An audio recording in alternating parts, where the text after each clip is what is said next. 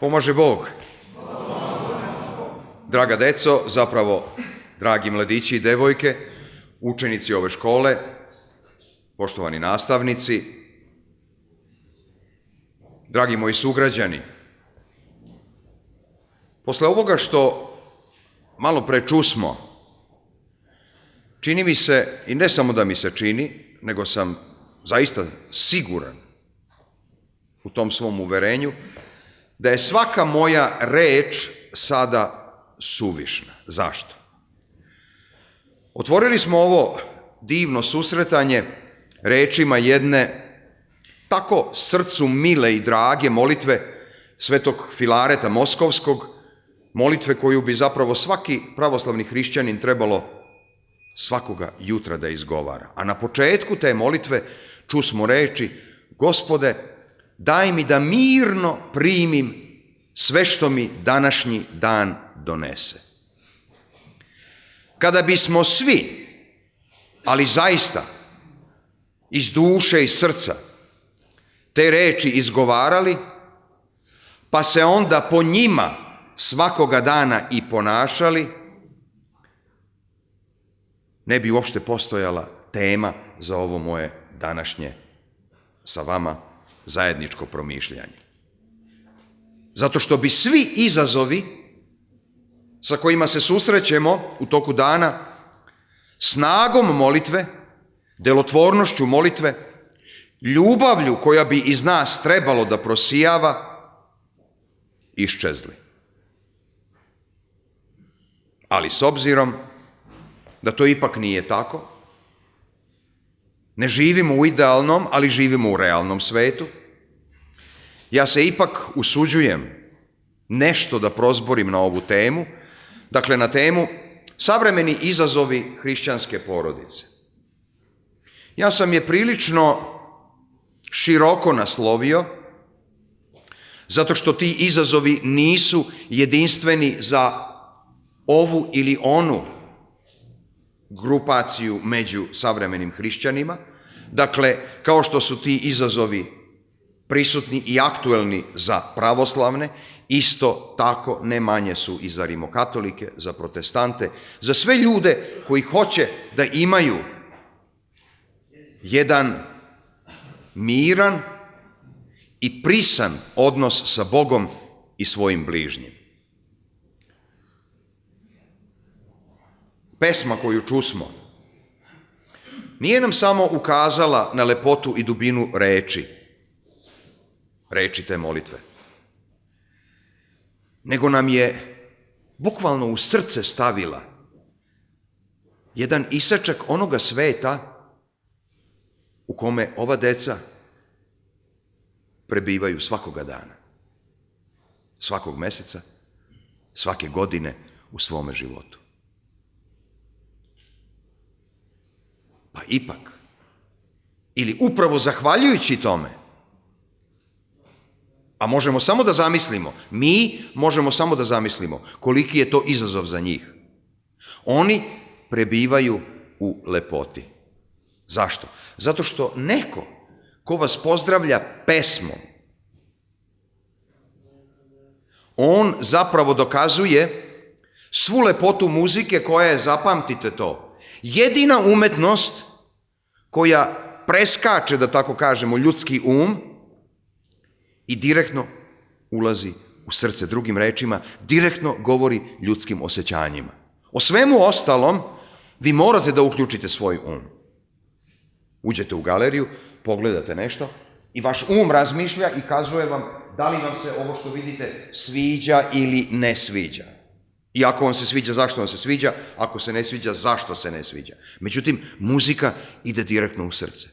I zbog toga je muzika čarobna, dar od Boga, ali muzika itekako može da bude i zloupotrebljena. I nismo li upravo danas svedoci toga kako se muzika na svim prostorima ovog zemaljskog šara danas zloupotrebljava u vremenu kada smo svi deo na ovim prostorima, nažalost, jednog pinkovanog sveta.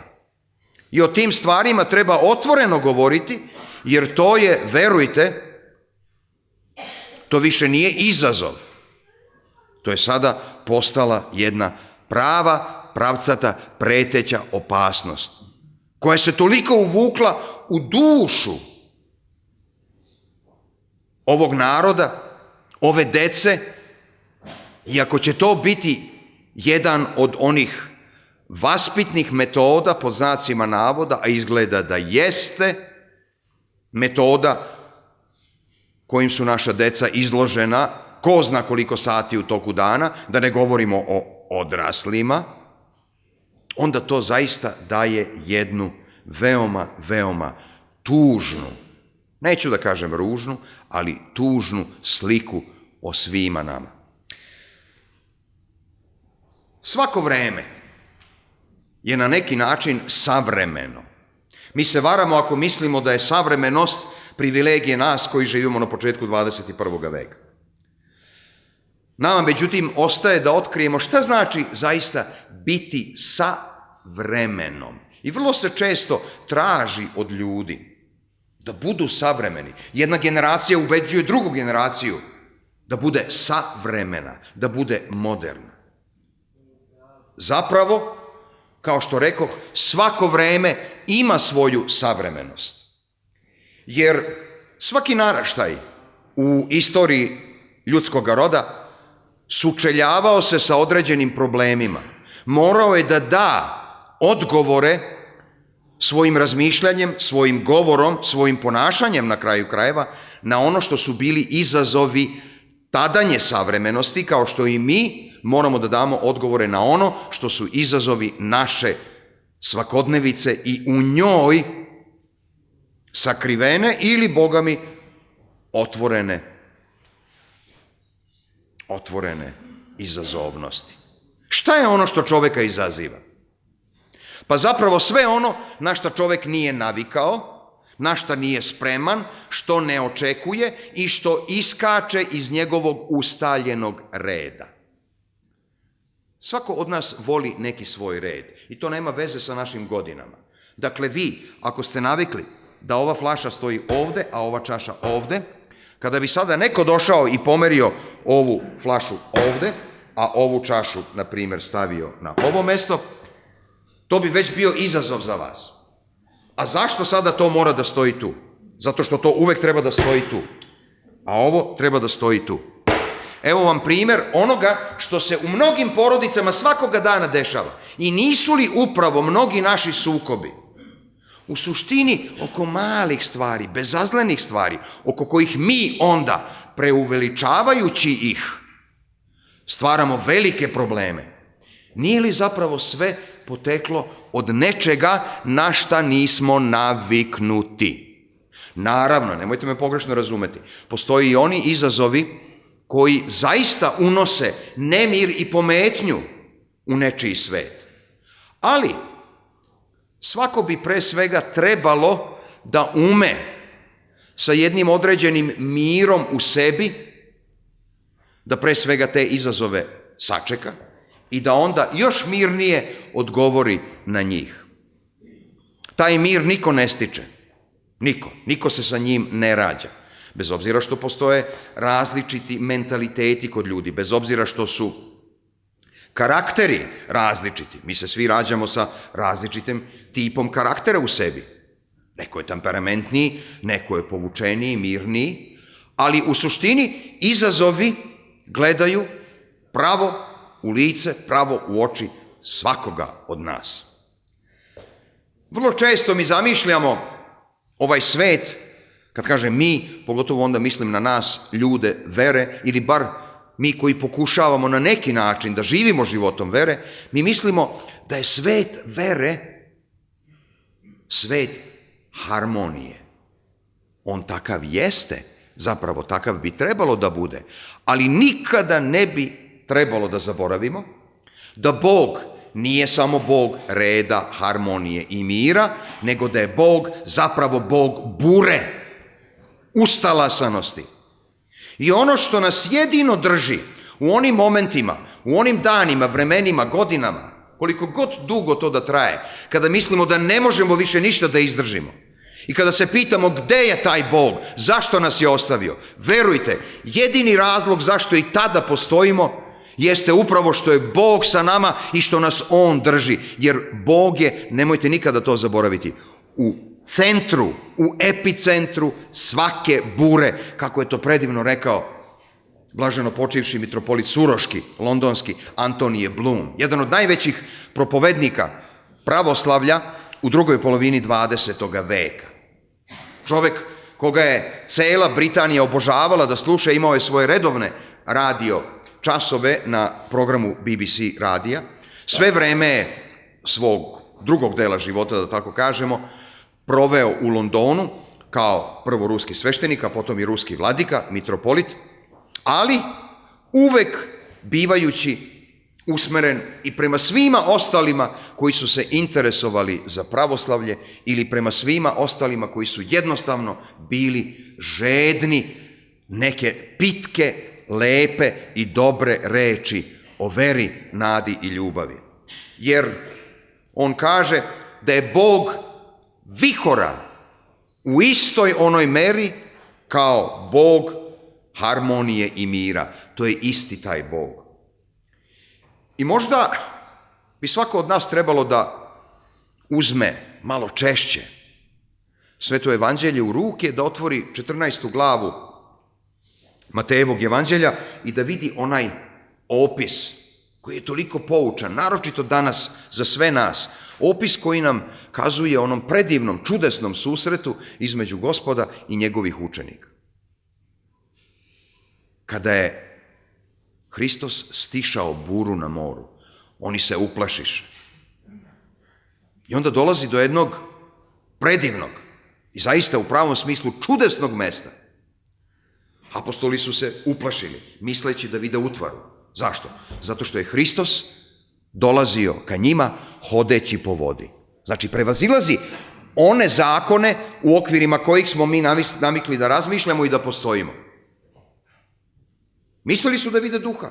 I apostol Petar, koji je po svome karakteru bio takav da je uvek prvi morao da reaguje, izuzetno temperamentan čovek, ako si to ti, obraća se on spasitelju i reče mu, kaži onda i meni da i ja krenem po vodi ka tebi.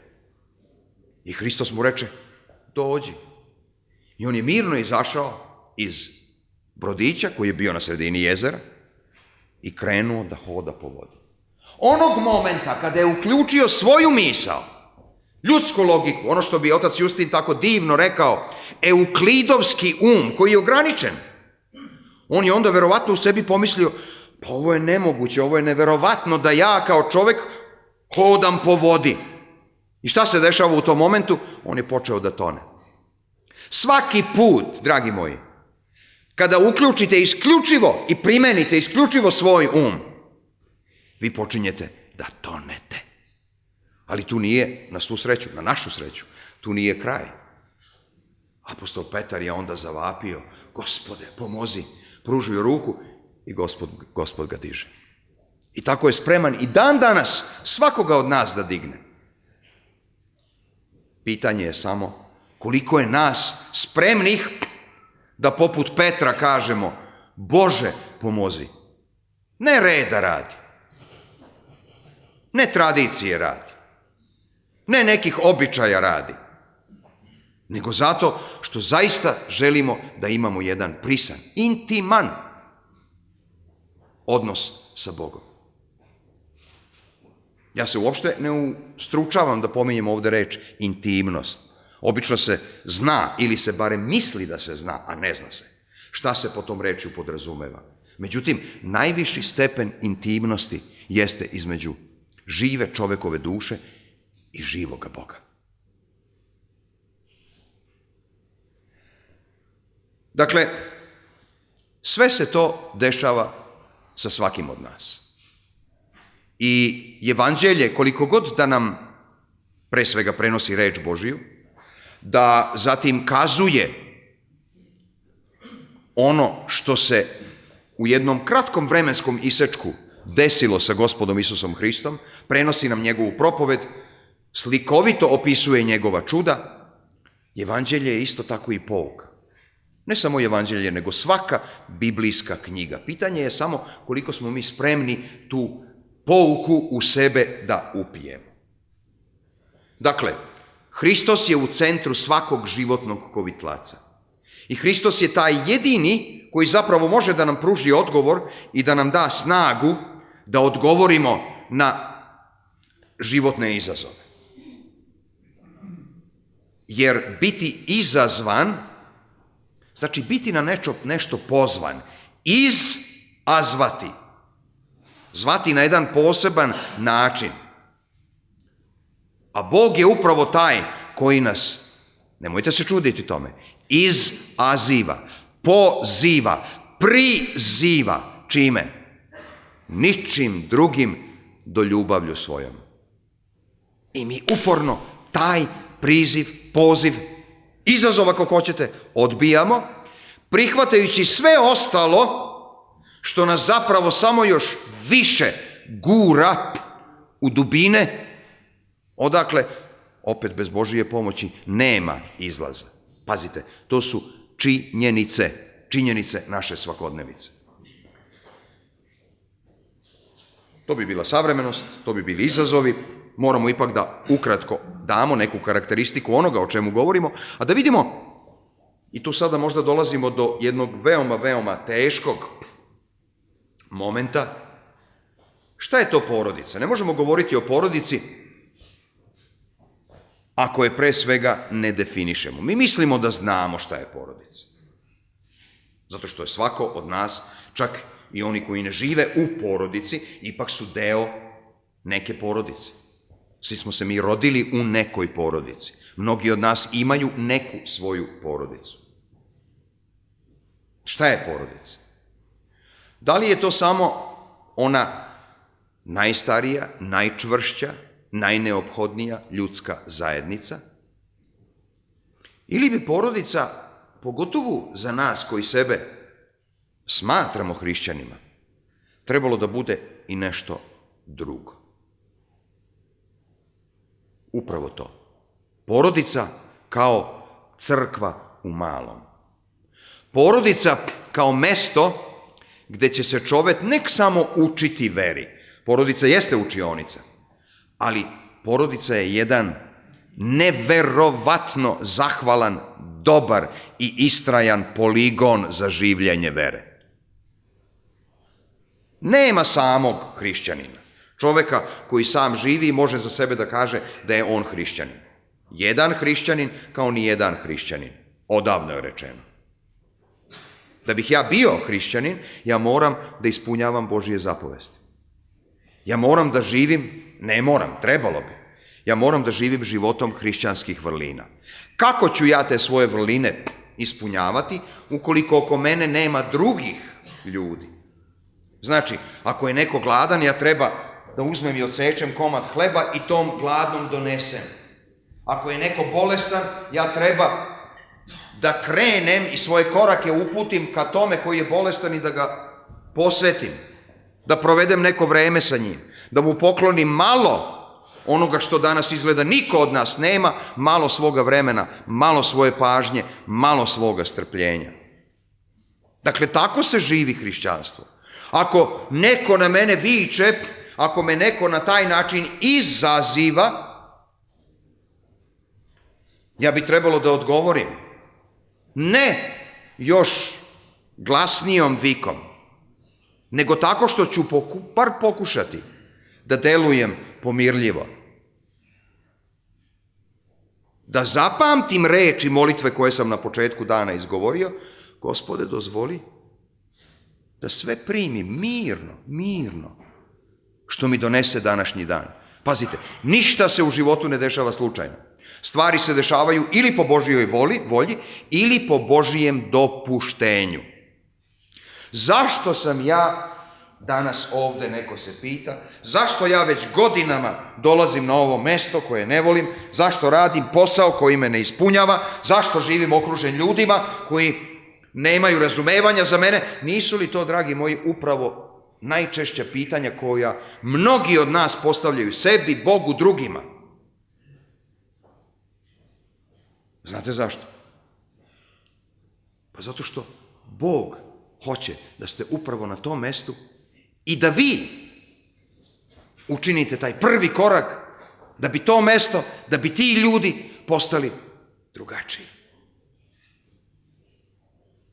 Predivnu opomenu nam je ostavio čuveni Viktor Frankl, koga jako volim i izuzetno cenim i često čitam. Češće od svih ostalih psihologa. Zašto? Zato što je ono što je on rekao, po meni u nekim segmentima toliko prosto svetootački izbrušeno, usuđujem se reći. Jer njegova metoda, njegova teorija i sve ono što je on pisao nije plod tek njegovog intelekta, znanja, toga što je pročitao 587 knjiga pa napisao 588, nego zato što je to sve iskusio. Kako? Iskusio u svome životu. U koncentracionom logoru za vreme Drugog svjetskog rata.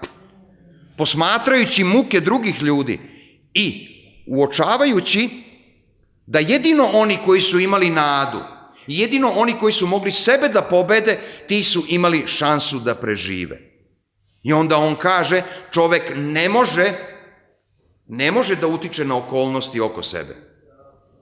Vrlo često ne može ni da ih menja. Ali ono jedino što može i što mora jeste da utiče na to kako će on da odgovori na te okolnosti. Drugim rečima, u okviru naše teme, kako ću ja da odgovorim na određeni dati izazov u ovom ili onom momentu. Nemojmo nikada očekivati nešto idealno. Mladi ljudi koji su zaneti pa očekuju idealan brak. I čim dođe do prvog razočaranja, oni se nekako pogube i nikada više ne mogu da se sastave. Zašto? Zato što imaju prevelika očekivanja. I zato što neće da na početku shvate osnovnu istinu da nema idealnog braka. Ne postoji idealan brak.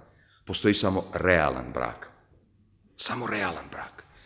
Od koga smo mi, koji smo barem u braku, pozvani nešto da učinimo.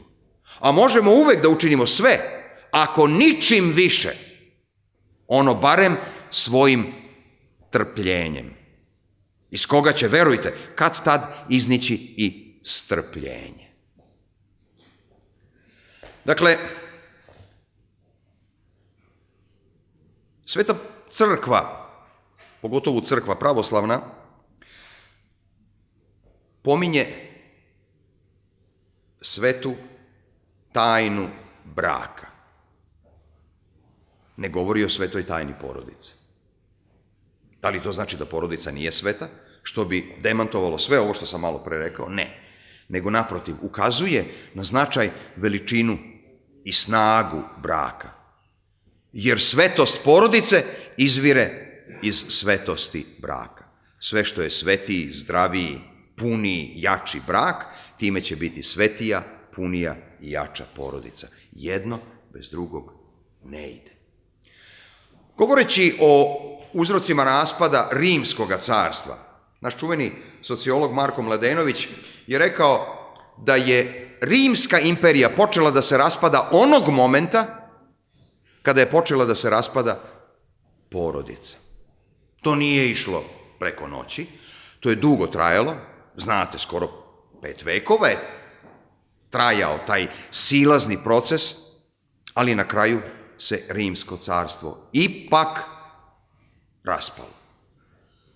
Dakle, zašto opominjem Rimsko carstvo? Pa upravo zato što je u jednom istorijskom kontekstu posmatrano hrišćanstvo nastalo u sociološkom ramu, sociološkom okviru Rimskog carstva.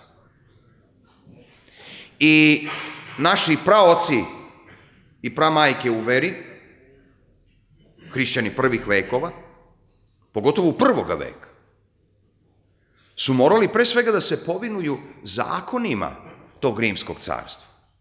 Kolevka hrišćanstva, ono što danas nazivamo Sveta zemlja, Palestina, Judeja, to je bila jedna od mnogih rimskih provincija. I bez obzira na lokalne običaje, tradicije, bez obzira sada i na ono što je hrišćanstvo kao nešto sasvim novo donelo svetu, Svi su oni morali pre svega da ispunjavaju zakone Rimske imperije koji su svuda bili isti.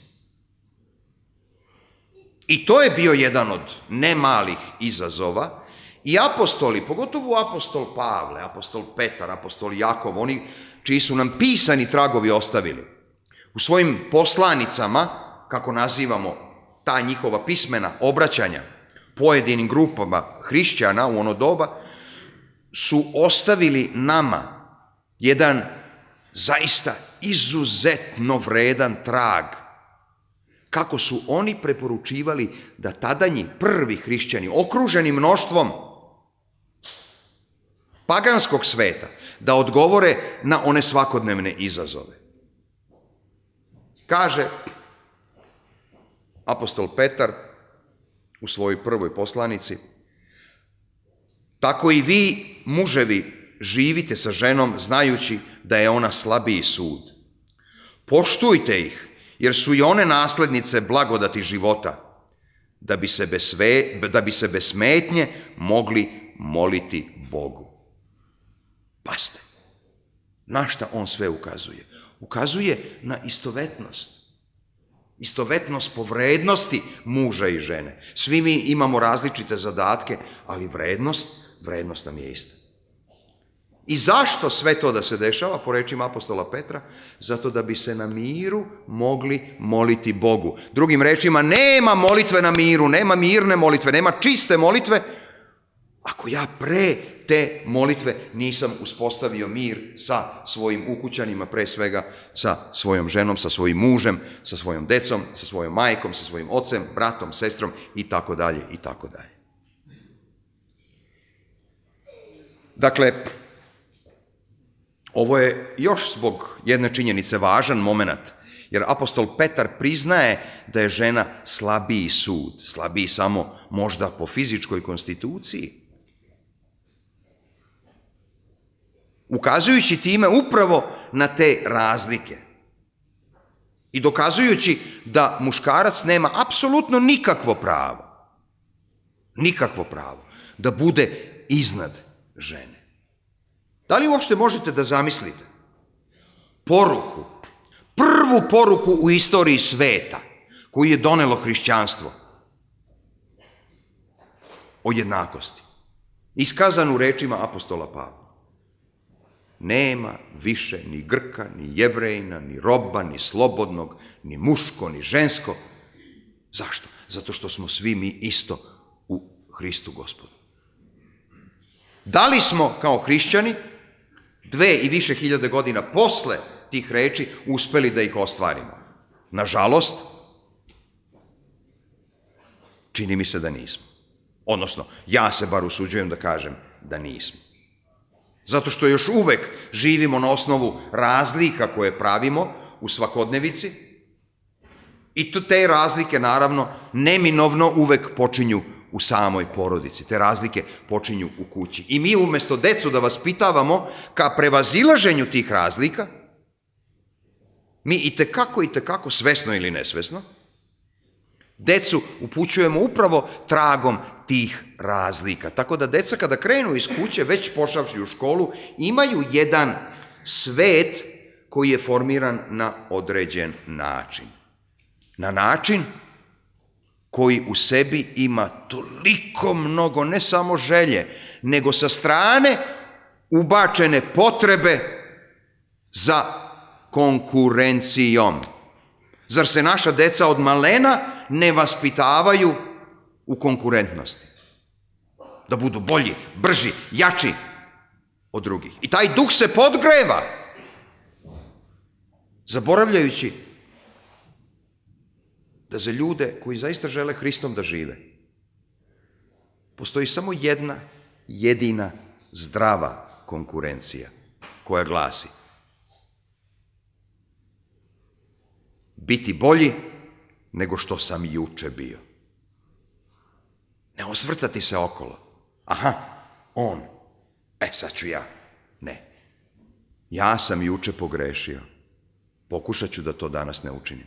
Ili ako sam juče uradio ovo ovako, a čini mi se da to nije dovoljno dobro i da mogu bolje, pokušat ću danas da učinim to drugačije, da bude bolje, a sutra još bolje. To je jedina zdrava konkurencija. Ispričat ću vam jedan događaj koji, čini mi se da ga nisam pominjao na predavanjima u Novome Sadu. Ako jesam, opomenite me. Na drugim mestima znam da jesam. Koji se i dan danas predaje na akademijama za sportske trenere u čitavom svetu. Naime, vi znate da se pored redovnih olimpijskih igara, evo sada se trenutno održava zimska olimpijada u Sočiju, da postoji i takozvana specijalna olimpijada. Za one koji su na neki način upravo izazvani zdravstveno, ali i oni itekako mogu da učestvuju u sportskoj radosti. Ne takmičenja radi, nego radosti radi. Kada je bila jedna od posljednjih sada već tih specijalnih olimpijada u američkom gradu Seattlu u državi Washington, naravno, propozicije za ta takmičenja su sasvim drugačije nego u redovnom, da kažem, sportu. Tu postoji i mešanje, mogu zajedno i muški i ženski takmičari da budu. Starosna dob nije toliko striktno određena, znači ta granica može da bude malo višlja nego u ostalim oblastima. Tako se desilo da je u trci na 50 metara učestvovalo 8 trkača. Mladića, devojaka, dečkića, devojčica. Manje više uzrasta od 10-12 godina pa do 20 i neke godine. I jedan dečkić koji je bio najmlađi učesnik, koji je imao noge, u stvari stopala, koja nisu bila okrenuta u pravcu kretanja, nego su bila ovako. Koji je sebe uspeo da osposobi da sa takvim stopalima ne samo da ide, nego i da trči. I to dosta brzo. I on je bio jedan od trkača. Ali nešto se desilo, on se sam zapleo svoje noge i već na samom startu pao. I onda onako tužan, prosto razočaran, izgubljen, počeo je da lupa rukama o zemlju. Trka nije ni počela, za njega je već okončana. Najstarija učesnica, jedna crnkinja, ogromna jedna crnkinja, koja trčeći je okretala svoju glavu i levo i desno, samo što nije okretala oko vrata. I zahvaljujući tome uspela da vidi šta se dešava iza nje. I kada je videla da je mališan pao, ona je, budući tako krupna i visoka, raširila ruke i zaustavila sve ostale trkače. Stoj! I onda je rekla, okrećemo se nazad. Svi su se okrenuli, mirnim, laganim korakom vratili nazad do starta. Ona se sagnula nad tim dečkićem i rekla mu je, što plačeš? Pa mi nismo ovde došli da se takmičimo. Mi smo ovde došli da se radujemo. I onda svih njih 7 ga je podiglo, stavilo ga u isti red sa njima, zagrlili su se i onda su zaista jednim laganim korakom stigli sve do cilja. Kada su stigli do cilja, koliko su bili razumni, koliko su bili mudri, koliko su bili veliki. Niko od njih se nije usudio sada prvi da prekine vrpcu, nego su gledali tako da im stomaci u isto vreme budu na vrpci i da svi istovremeno prekinu vrpcu. Što je naravno sad bio svojevrstan izazov za žiri. Ko sada da izmeri? Ko je sad bio prvi, ko drugi, ko treći? I zaista, žiri je doneo mudru odluku. Svako od njih 8 je dobio zlatnu medalju. A sve to vreme dok se to dešavalo, stadion sa 60.000 ljudi je bio nem. Muva se mogla čuti. Svi su ustali na svoje noge i kada je žiri saopštio svoju odluku i dodelio zlatnu medalju svakome od njih 8, bio je takav aplauz, tako dug aplauz, koji, kažu očevici, se nije prekidao čitavih pola sata. I taj slučaj sa te specijalne olimpijade u gradu Seattlu, u državi Washington, u Americi, se i dan danas predaje na svim trenerskim školama u svetu. Upravo zbog tih reči. Mi nismo ovde došli da se takmičimo, mi smo ovde došli da se radujemo. Svi znamo koliko je danas, nažalost, sport daleko od radosti. Ali ostavimo sport. Ta poruka bi trebalo da važi za svakoga od nas u ovome životu. Jer Bog nas je prizvao u ovaj život, da bismo se radovali. Ne da bismo jedni drugima zagorčavali život, a to je upravo ono što činimo. Potpuno nepotrebno. Došli smo ovde da se radujemo.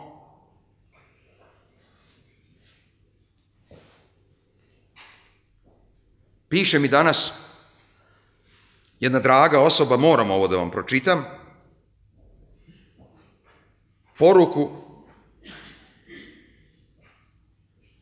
i kaže: da li vi primećujete kako su ljudi ovde od ranog jutra umorni i bezvoljni? Danas baš to posebno bolno primećujem. A ja joj odgovaram, ne samo da su umorni i bezvoljni, nego sudeći po beogradskim vozačima oko mene, ne tek ni nervozni, nego agresivni. Ali ne samo vozači, ne samo Beograđani, ništa manje Novosađani, Nišlije i ostali. Ne samo u ovoj zemlji, na čitavoj zemaljskoj kugli. Neko te okrzne, svako je spreman već malte ne na dvoboj. To su ti mali svakodnevni izazovi i jako je retko, nije nemoguće, ali jako retko sresti čoveka koji će u jednoj takvoj maloj i velikoj buri da unese mir i da sebe doživi kao nekoga koga je Bog upravo postavio tu toga dana da iz sebe širi mir. Ne svoj mir, mi svoj mir nemamo, nego Božiji mir. Dakle, ponovo se vraćamo na ono čime smo započeli ovaj odeljak. Svako od nas je na onome mestu koje je Bog njemu namenio. Mi ne znamo sada i ovde zašto. Sve što se dešava zapravo jesu posledice nama nepoznatih uzroka, što ne znači da uzroci ne postoje. Dakle, odnos muža i žene. Vraćamo se na njega kao na jedan od najvećih izazova i u savremenoj porodici i u savremenom svetu.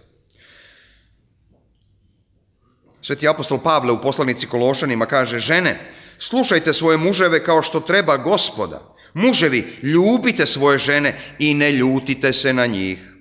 Deco, slušajte roditelje svoje u svemu, jer to je ugodno Gospodu. Očevi, ne razdražujte decu svoju da ne postanu plašljiva. Koliko su oni vladali divnim znanjem i psihologije koja se nije nazivala ni ovako ni onako, već jedno po Bogu temeljno poznavanje ljudske duše. Ne razdražujte decu svoju da ne bi postala plašljiva. Koliko je danas roditelja suočeno sa izazovom da nisu spremni na sve ono što im dolazi sa strane njihove dece i zapravo svojim ponašanjem oni to nazivaju svojom ljubavlju i brigom, a to je zapravo gušenje, koji rade šta? Ništa drugo nego razdražuju svoju decu. Razdražuju svoju decu. I uvek se onda vraćaju, pogotovo barem roditelji koji su nekada pročitali ili možda čuli da je neko pročitao Bibliju, pa im je nešto rekao o tome, poštuj oca i majku. Uvek se svaki roditelj na to poziva. A retko koji roditelj, a decu bi trebalo naoružati ovim stihom: ne razdražujte roditelji decu svoju. To bi svako dete trebalo da zna. Naravno, ne da koristi kao izgovor, nego kao jednu trajnu opomenu. Ceo ovaj stih. A onda divan savet u drugoj poslanici Efescima apostola Pavla: muževi, ljubite svoje žene kao što je Isus ljubio crkvu i sebe predao za nju. Nema lepšeg poređenja i nema težeg zadatka. Dakle, to je izazov. izazov koji se svakodnevno postavlja ispred svakoga od nas. A sveti vladika Nikolaj Velimirović, uočavajući svu lepotu, ali isto tako i svu dubinu problema koji mogu da nastanu između roditelja i dece, napisao i ove reči. Tek onda, kada deca postanu i sama roditeljima, oni su u stanju da uđu u jedan zdrav odnos sa svojim roditeljima. Jer ih više ne doživljavaju kao deca, nego kao roditelji neke druge dece. I zaista su u stanju da shvate ono što kao deca nisu bili u stanju da shvate. I zaista možda su neki od vas iskusili to, da tek onoga momenta kada su i sami postali roditelji, počeli su drugačije da gledaju na svoje roditelje i tada im je postalo, tek tada, jasno mnogo toga što su roditelji uzalud godinama govorili, a do njih to nije dopiralo. Naravno, ono što sam ne bez prisutne ironije nazvao roditeljska ljubav i roditeljska briga, u mnogim slučajevima, Bogu hvala da je tako, jeste ta ljubav i briga koja često nailazi na nerazumevanje.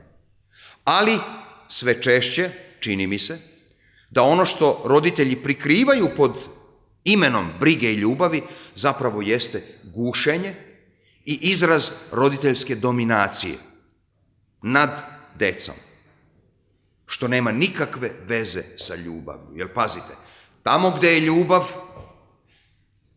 tamo je i sloboda.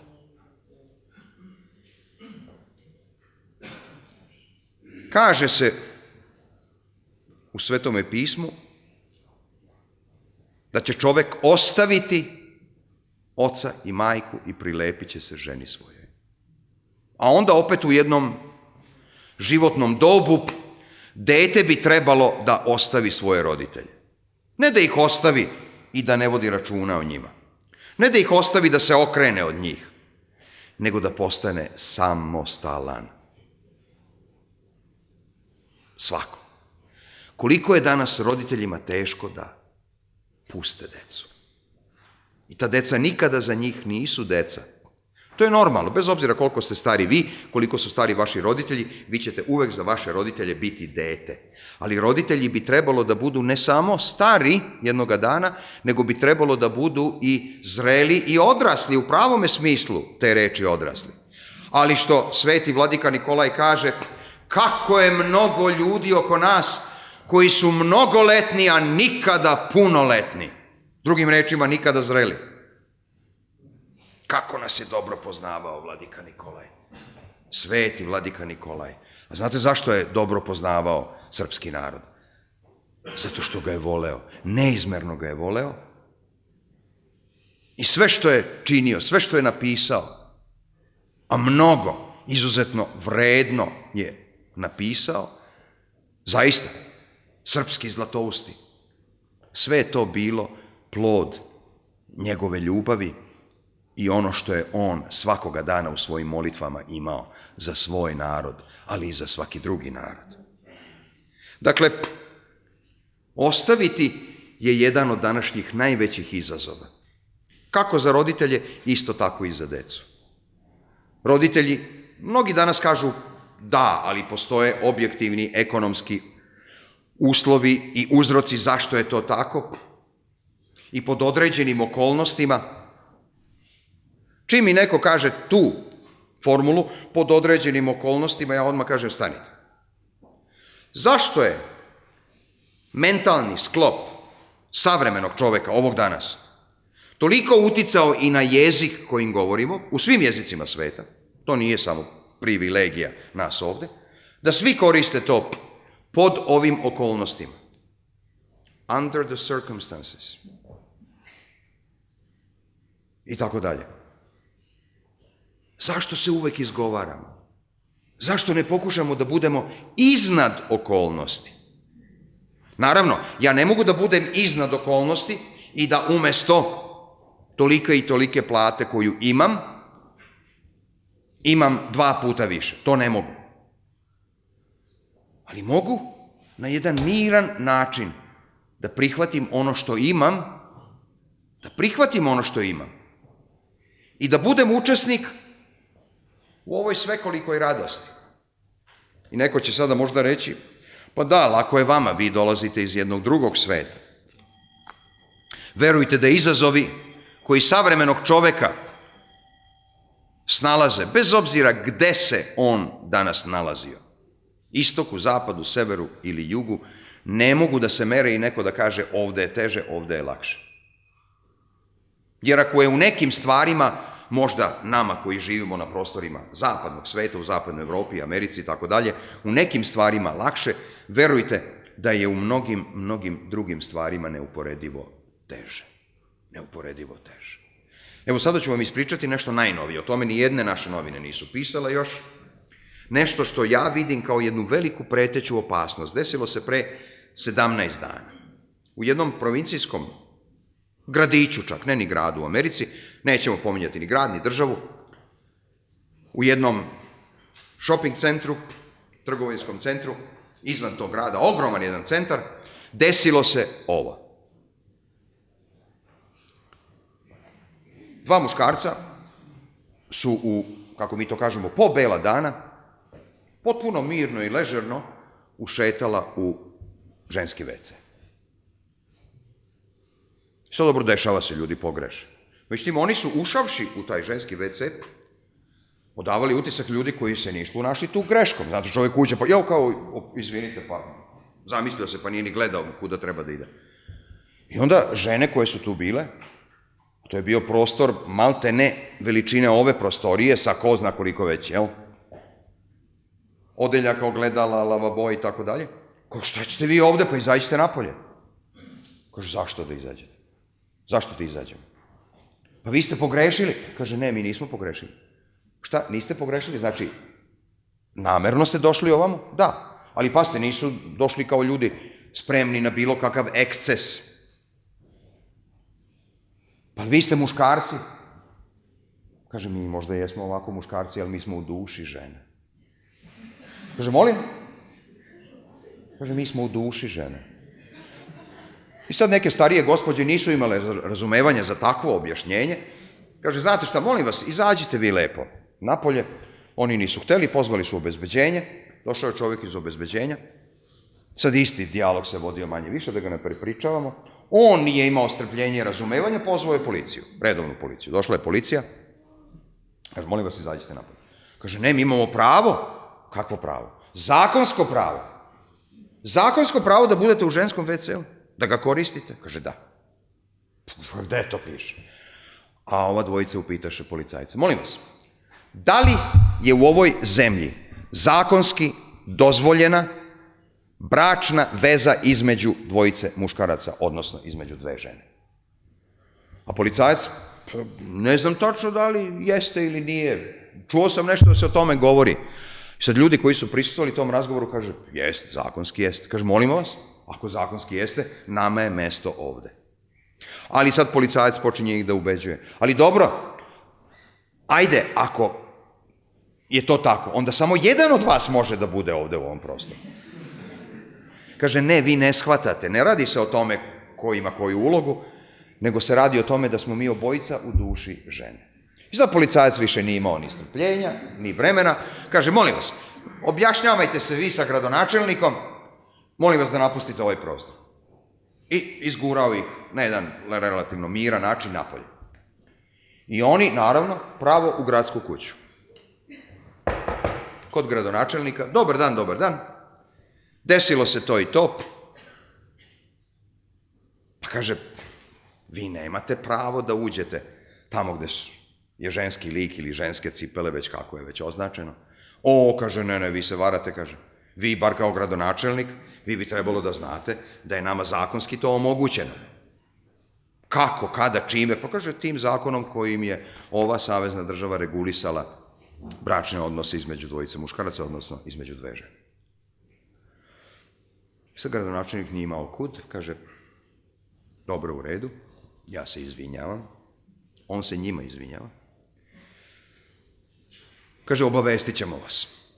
Sutra dan gradonačelnik saziva sednicu gradske vlade. I kaže, imamo problem. Iznese problem. I ovaj kaže, kakav problem? Pa, ne, molim vas. Ova savezna država to dozvoljava. Ali kaže, aman, zaman, pa to je daleko od uma. Daleko od uma, blizu uma, to je tako. I da vas sada ne zamaram, rezultat svega toga jeste, na osnovu odluke gradskog veća, da će, ne znam tačno, ili od 1. aprila ili 1. maja, u tom, znači samo u tom tržnom centru, postojati 3 WC-a. Za muškarce,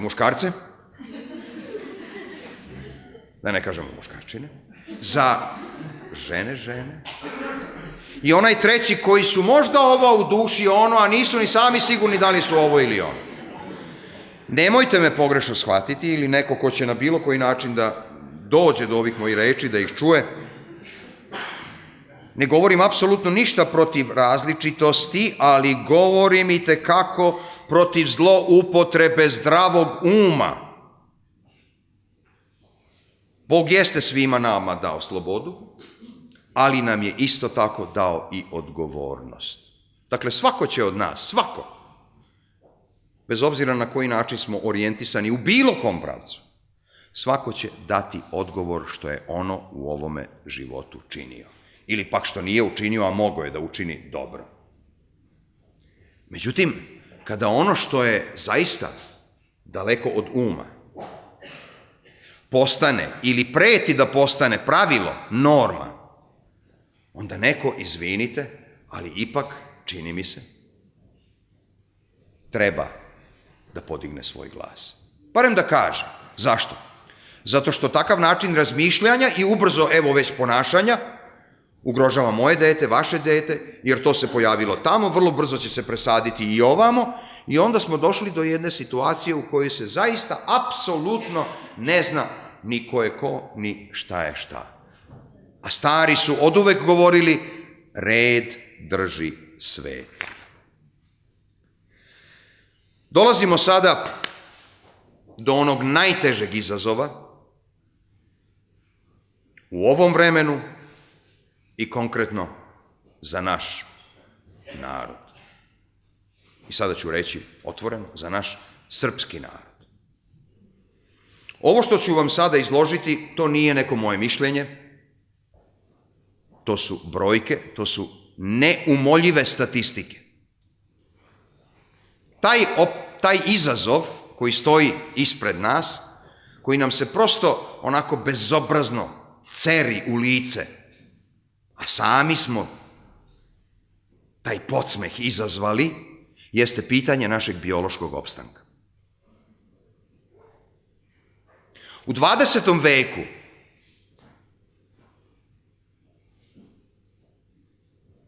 se desilo sledeće. Turski narod se uvećao za 400%. Albanski narod za 700%. Tokom čitavog trajanja 20. veka. Rumuna je više za 45%. Bugara je više za 38%. Grka je više za 35%. Jedino je u ovom okruženju Srba manje. Jedino je nas sve manje. Naravno, cifre su i stravične i velike i opominjuće kada se pomenu sve žrtve iz Prvog i Drugog svjetskog rata, iz najnovijih suludih ratova na ovim prostorima, ali nešto na što večeras želimo ovde svima nama, da ukažem pažnju, nešto što mnogi znaju, želeo bih da je tako, jeste ono što nisu učinili zavojevači ni sa ove ni sa one strane. Ma odakle da su dolazili, sa istoka ili zapada, nego ono što smo učinili i što je još gore, što činimo neprestano i neposustalo činimo jedni drugima, a to je autogenocid. Samouništenje. Zašto govorim tako? Kako govorim tako? Kako mogu da govorim tako? Saslušajte ove brojke. Na 1000 žena u fertalnom periodu, fertilnom periodu, izvinjavam se, u Belgiji se izvrši 5 pobačaja na 1000, 5. U Irskoj 6. U Francuskoj 13. U Srbiji 93.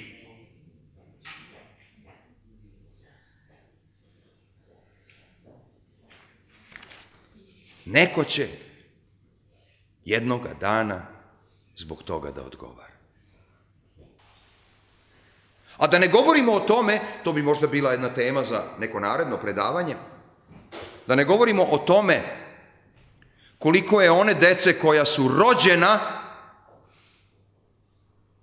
a koja u dubini svoje duše osjećaju, nesvesno osjećaju, ali osjećaju da su rođena, ali da su bila i ostala neželjena. O tome nam govori prenatalna psihologija, o tome koliko je važno ne samo šta trudnica jede, šta pije, kojim se sportom bavi, da se dovoljno rekreira, nego kakve misli ima, kojim će se društvom i kakvim ljudima i kakvim razgovorima okružiti, kakvu muziku sluša, da li se Bogu moli, da li sebe i živo, a nerođeno, još uvek, ali živo dete u sebi Bogom živim pričešćuje, krsnim znakom osenjuje. To je ono danas gde se tako divno približavaju i početak Lukinog evanđelja, koji je naša pravoslavna, hrišćanska, prenatalna psihologija i učenje o tome kada zapravo počinje život i nauka o prenatalnoj psihologiji. Neću sada time, jer ćemo otići suviše daleko, ali je svakako to nešto o čemu bi trebalo voditi računa. Da od onog momenta kada mlade devojke ostanete trudne, da ne dozvolite sebi ni jedan jedini negativni moment. Ne možete menjati svet izvan sebe. Evo, dolaze izbore, opet neka očekivanja. Ne, ostavite to. Izvršite svoju građansku dužnost. Posvetite se izborima u sebi. Vi pravite dobre izbore. A dobri izbori se tiču pre svega vas i onog vašeg najužeg okruženja. Jer svaka vaša ružna reč, svaka vaša psovka će ostaviti trag. Pazite, ostavit će trag na to dete. Danas psiholozi govore o tome čak da je itekako važno kakav je emotivni odnos između roditelja u samom momentu kada dolazi do začeća. A desilo se. Ne može da se desi. Ne bi trebalo da se desi. Osnovni problem koji čuči, rekao bih, iza svih ovih izazova i izazovčića i izazovčina, jer ipak su različiti po svojoj veličini, jeste problem naše identifikacije i problem naše pripadnosti. Sa čim i sa kim mi sebe identifikujemo i gde mi to zapravo pripadamo. Ne mislim sada u nekom užem smislu, pa da kažemo mi smo svi građani Novog Sada, žitelji Republike Srbije. Po nacionalnosti možemo da budemo Srbi, Mađari, Rusini, Slovaci. Svi su dobrodošli, za sve uvek mesta ima. Da li žive na nekim drugim prostorima ljudi koji su Nemci, Englezi, Francuzi i tako dalje. Sve je to šarenilo i sve je to bogatstvo Božije bašte. Identifikacija i pripadnost o kojoj ja govorim druge vrste, a to je da pre svega sebe, pa onda i druge, identifikujem kao one koji u sebi nose lik Božiji. Jer ako je svako ljudsko biće posjednik te neprocenjive ikone, Božije ikone u sebi, a ako sam pre toga svestan da je ta ista ikona i u meni, da sam po liku Božijem sazdan, onda bi valjda trebalo drugačije da se ophodim i prema sebi, a i prema drugim ljudima. Da svaku tu ikonu tretiram kao ikonu, živu ikonu, hodajuću ikonu. Svako od vas je, dragi moji, jedna hodajuća ikona. I vi sada kada izađete iz ove sale i sretnete blisku osobu, poznanika, poznanicu, prijatelja, prijateljicu, i počnete, to često biva i to je poseban izazov, jesi čula šta se desilo sa i onda vrlo lako skliznemo na teren ogovaranja, shvatite da time prljate jednu Božiju ikonu. Nemojte nikad govoriti o stvarima koje niste videli, čuli, koje nisu proverene. A danas to zapravo predstavlja sadržaj mnogih života. I ja volim jednu jaku reč, ali volim da je upotrebim. Živeći tako, čineći tako, mi zapravo postajemo hodajuće deponije tuđeg đubreta. I to neproverenog. Hodajuće deponije tuđeg đubreta, sami se time zapravo pretvarajući u jednu groznu deponiju. Večitim žalopojkama, večitim nezadovoljstvom, večitim traženjem nemogućeg, umjesto da u onom okviru moguće koji nam je Bog dao. Pa shvati pre svega, shvati da imaš glavu, 2 ruke, 2 noge, da imaš to malo zdravlja. Budi srećan i radostan i zadovoljan zbog toga. Približavajući se polako kraju ovog našeg zajedničkog promišljanja, moramo pečat dati kroz nešto o čemu se danas toliko mnogo govori, a nešto što se tako malo upražnjava. A to je ljubav. Ljubav o kojoj mislimo da mnogo znamo, da sve zapravo znamo, a činjenice govore suprotno. Da je mnogo toga što činimo u ime ljubavi zapravo dokaz neljubavi ili želja za posredništvo. Ili kako bi to rekao već pomenuti mitropolit Antonije Blum, koji je bio i lekar, prvo je bio biolog, pa je bio posle toga završio medicinske studije, postao lekar, pa je onda postao pravoslavni sveštenik, kasnije bio izabran za vladiku i tako dalje. Dakle, čovjek koji je imao zaista jedan veoma širok pogled i bio u kontaktu sa ljudima različitih profila, različitih vera, nacionalnosti i tako dalje, koji je dao po meni najsažetiju definiciju, savremenu definiciju one toliko zloupotrebljene rečenice ja te volim. Kaže, to što ljudi kažu ja te volim, podrazumeva u većini ljudskih glava sledeće. Ja, to sam ja, centar sveta. Ti si moj plen. Ti si moj posed. A volim je mreža kojom sam te uhvatio. Nije li zapravo tako? Nije li zapravo tako? I ljubav, ako hoćete da znate šta jeste, šta nije, bi uvek trebalo da posjeduje slobodu i da bude izraz slobode. Koliko god se to vama sviđalo ili ne sviđalo, koliko god vas to bolelo ili ne bolelo, svaki put kad mislite da zaista boli, to je izraz samoljublja, izraz egotizma, izraz sebičnosti, jer vi hoćete nešto, ne smatrajući da je to možda ne tako dobro za tu drugu osobu. Pa onda tom svojom ljubavlju, bez obzira da li smo muževi, žene, očevi, majke, sinovi, kćeri, momci, devojke, bez obzira o kojim odnosima da se radi, onda gušimo jedni druge tim zagrljajima, umjesto da ti zagrljaji zapravo budu zagrljaji slobode. I za sam kraj, opet jedna priča, životna priča, koju moram ovoga puta da ponovim, neka mi bude oprošteno ako su je već neki čuli, tiče se ljubavi, slobode i tiče se svakoga od nas.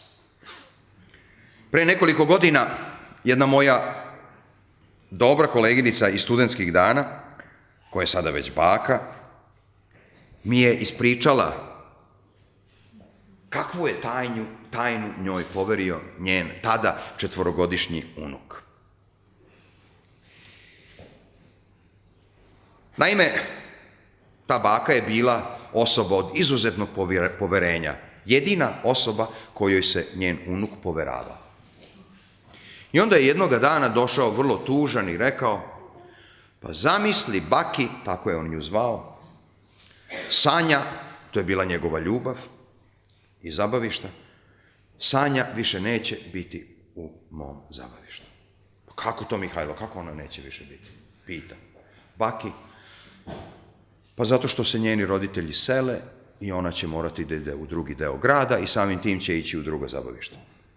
I sad baka onako da bi malo prenela to na jedan šaljiviji teren, pa kaže, dobro Mihajlo, pa ne mogu oni tek tako, ajde sad njima se seli, oni sad upisuju Sanju u drugo zabavište, pa valjda se i ti tu nešto pitaš.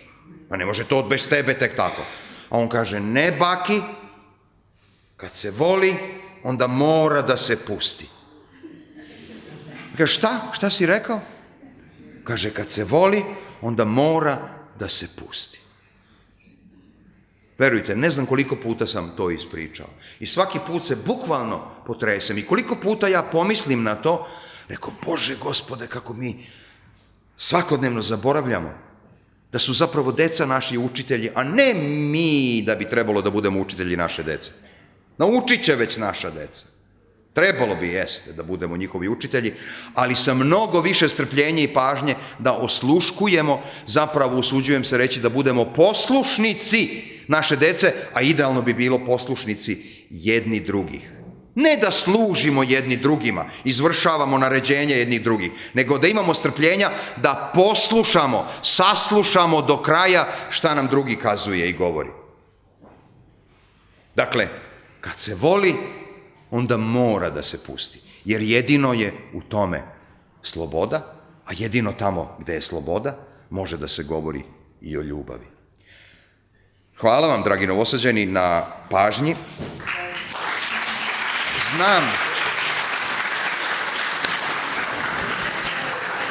Znam da nisam ni izbliza odgovorio na mnoga pitanja koja su neki od vas očekivali da će biti dotaknuta, pre svega iz nedostatka vremena, a drugi razlog je bio taj što sam se usudio da ukažem na ono što mi se čini da je ipak nekako najveći i najtragičniji naš savremeni izazov.